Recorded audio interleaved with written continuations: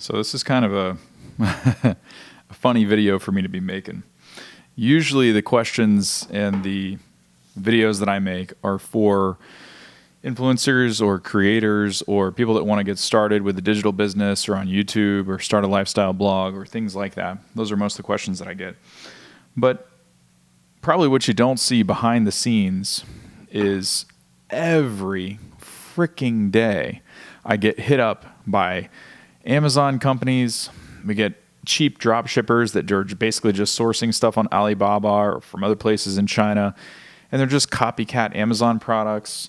There's all types of digital products, physical products, even sauna stuff that I do. I mean, there's these knockoff saunas from China, and the people, are contacting me directly from the supplier in China, wanting to know if they can get featured on my YouTube channel, if they can send me free products, if they can, how do they get their stuff endorsed by me, or how do they get it reviewed by me, or can they pay me to do like not a promotional video, but basically like, they want me to use their product, and then they want me to agree to allow them to use that video footage in their advertisements, which is, basically a paid endorsement is where from where I'm sitting, right? And so I never do any of this stuff. Every day I wake up, there's new emails in my inbox. People want me to, there's all kinds of pitches. Everyone wants their products reviewed. Everyone, blah, blah, blah. So what is the deal?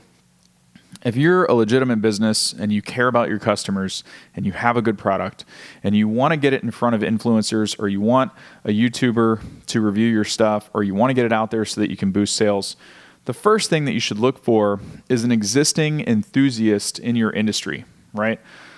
So what's like the most annoying thing? The most annoying thing that I get hit up for is stuff that's cheap that you can buy on Amazon that's very easy to reproduce, right? So there's all these copycat companies out there, and I just have no interest. Like, I'm not an interested, I say it all the time. Sponsored post whorehouses are the epitome of churn and burn. And what I mean by that is you can find mom bloggers or DIY bloggers or whoever that will take free products in exchange for a review all day long. The trouble with those is that they're not an enthusiast. They're not a brand evangelist for you. At the end of the day, they're not going to move the needle.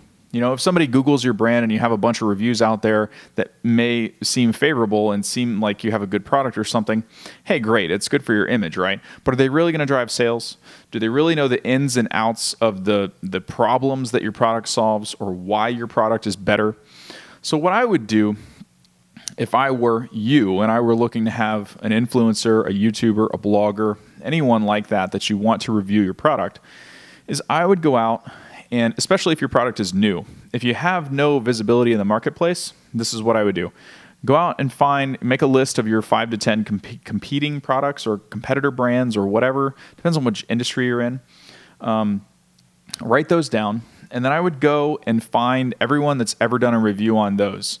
And I wouldn't really look for the cheapskates that just want to get free products in exchange for doing a video and all this other jazz, because anybody can do that. Those stupid platforms like Izea will pay somebody like $25 and you can get, whatever, blah, blah, blah, Instagram marketers or 50,000 views. This stuff never leads to sales. Like, it's shit. It really is.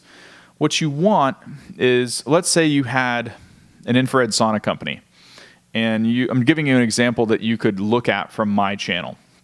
So if you searched for infrared sauna reviews, or if you searched for, let's say you came out with a brand new infrared sauna and you wanted me to review it, you want to go look for people that would pop up in your searches like me that talk about, different types of things that are associated with saunas, problems about them, an enthusiast of the industry. That's what you want to target. You don't want to do this pay-to-play stuff where, like, if you send me an email and said, hey, I want you to review my stuff, blah, blah, blah, blah, blah. For one thing, it's probably going to go in the trash. You've got to be creative about it. There's got to be some sort of value add. It can't just be, you're not just going to give me a sauna and then all of a sudden I'm going to do your company marketing and, drive hundreds of thousands of dollars or, thousands of customers your way, or take you at your word that your customer service is good and that you're going to treat customers well, because that's a lot of it. I mean, there's huge reputation risk for things like that.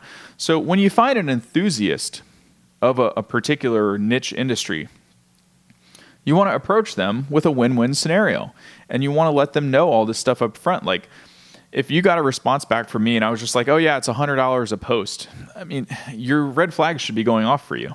You know, if you just think I have a lot of views or a lot of subscribers, or that there's some Instagram influencer or Facebook fan page that you're going to get exposure on, at best, you might get one day's worth of great sales or a week's worth of great sales. But what is it going to do long term to the longevity of your brand? You want to find a brand evangelist. You want to find someone who has struggled with a problem that your product solves.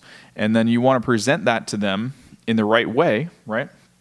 And if you just, like I said, I call them sponsored post whorehouses. If you just want, if you just want to make a marketing team happy, or shareholders happy, or partners happy, to make it seem like you're doing things and getting exposure and moving the needle, then go to the influencer platforms like Isaiah.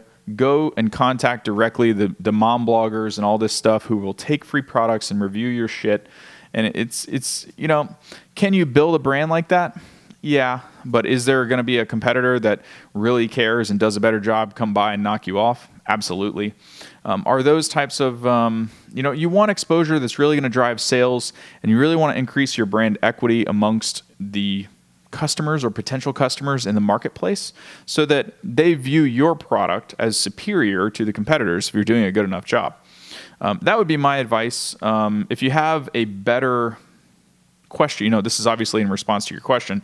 If you have a better synopsis of exactly what the niche is or what the products are, I can be a lot more specific. This is very general, but I think you get the main idea.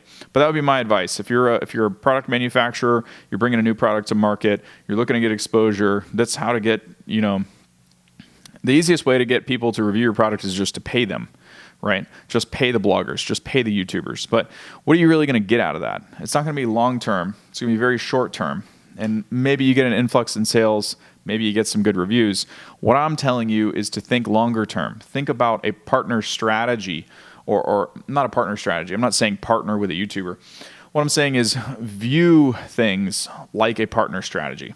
Think about quality over quantity, basically. And find the people who can really get into the trenches and say things that you can't say and do things that you can't, and become that brand evangelist that is really a driving force, not because you paid them. Maybe there's a monetary incentive for them or whatever.